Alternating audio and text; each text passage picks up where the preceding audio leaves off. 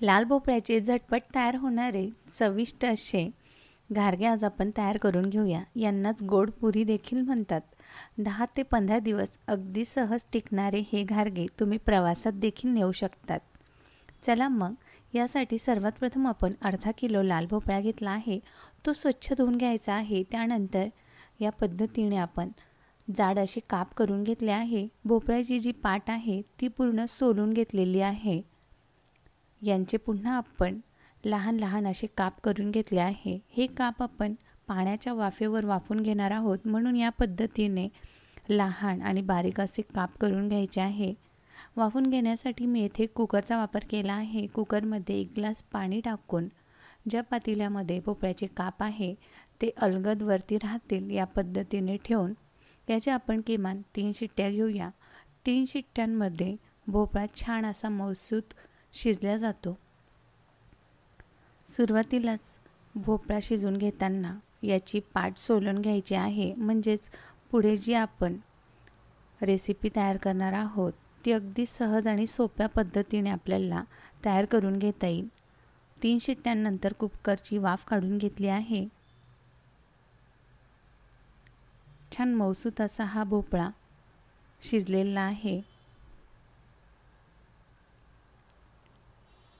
भोपळ्याचं हे पातेलं अलगद काढून घेऊया. कुकरच्या वाफेचे जे पाणी असेल ते जर पातेल्यामध्ये असेल तर ते निथळून घ्यायचं आहे, म्हणजेच आपलं जे मिश्रण आहे ते पातळ होणार नाही. यामध्ये पाण्याचं प्रमाण जास्त झालं तर मिश्रण पातळ होतं. आता या गरम भोपळ्याच्या कापेमध्येच 1 वाटी चिरून घेतलेलं गूळ घातलं आहे. हे गूळ गरम मिश्रणात लगेच मिक्स होतं. याच्या पूर्ण गाठी मोडलेल्या आहे आणि गुळाचं पाणी झालेलं आहे. ही स्टेप लवकर होण्यासाठी आणि सहज गुळाच्या गाठी मोडतील आणि पाणी होईल म्हणून आपण सुरुवातीलाच भोपळ्याची जी पाट आहे ती सोलून घेतली होती. येथे हे भोपळ्याचं मिश्रण जर थंड झालं तर त्याच्यामध्ये गूळ वितळत नाही आणि गाठी तशाच राहतात. यानंतर यामध्ये मी लहान चमच्याने 4 चमचे रवा, लहान चमच्याने 2 चमचे तांदळाची पिठी, थोडीशी विलायची आणि अगदी थोडं चवीपुरतं मीठ घातलं आहे. नंतर संपूर्ण मिश्रणामध्ये गव्हाचं पीठ घातलं आहे. यामध्ये मावेल इतकंच गव्हाचे पीठ आपण ॲड करणार आहोत. जवळपास मला इथे लहान वाटीने 2 वाटी पीठ यामध्ये लागलेलं आहे. मऊसूत असं हे घारग्यांचं पीठ मळून घेतलं की याला तेलाचा हात लावून घ्यायचा आहे. या पिठाचे लगेच आपण घारगे लाटून घेऊया. पिठामध्ये गूळ आणि घारगे यांचं मिश्रण असल्याकारणाने हे पीठ जर आपण जास्त वेळ साईडला ठेवलं तर त्याला पाणी सुटेल आणि जे पीठ आहे ते पातळ होईल आणि त्याच्या सहज अशा पुऱ्या लाटता येणार नाही. त्या चिटकतील आणि व्यवस्थित आकार येणार नाही. म्हणून पीठ मळल्याच आपण हे पुरी लाटून घेऊया. मध्यम आकाराच्या ह्या पुऱ्या लाटून घ्यायच्या आहे. सुरुवातीला मी 4 ते 5 पुऱ्या लाटून घेतलेल्या आहे, म्हणजे तळताना सोयीचे होईल. साईडलाच मी तेल देखील तापायला ठेवलेलं आहे.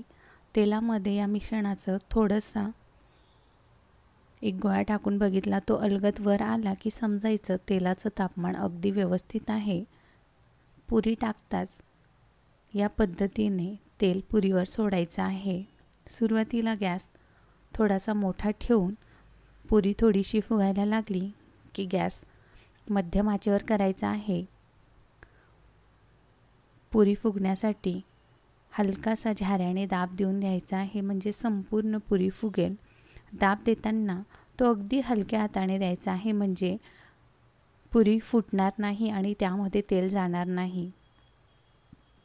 अगदी झटपट तयार होणारे खमंग आणि चविष्ट असे हे भोपळ्याचे घारगे खायला खूपच छान लागतात. शिवाय बनवायलाही खूपच सोप्या आहेत. अशा साध्या सोप्या आणि चविष्ट रेसिपीज बघण्यासाठी गीताज किचन या चॅनलला नक्की सबस्क्राईब करा. व्हिडिओ आवडला असेल तर व्हिडिओला लाईक करा. तयार आहे आपले भोपळ्याचे घारगे.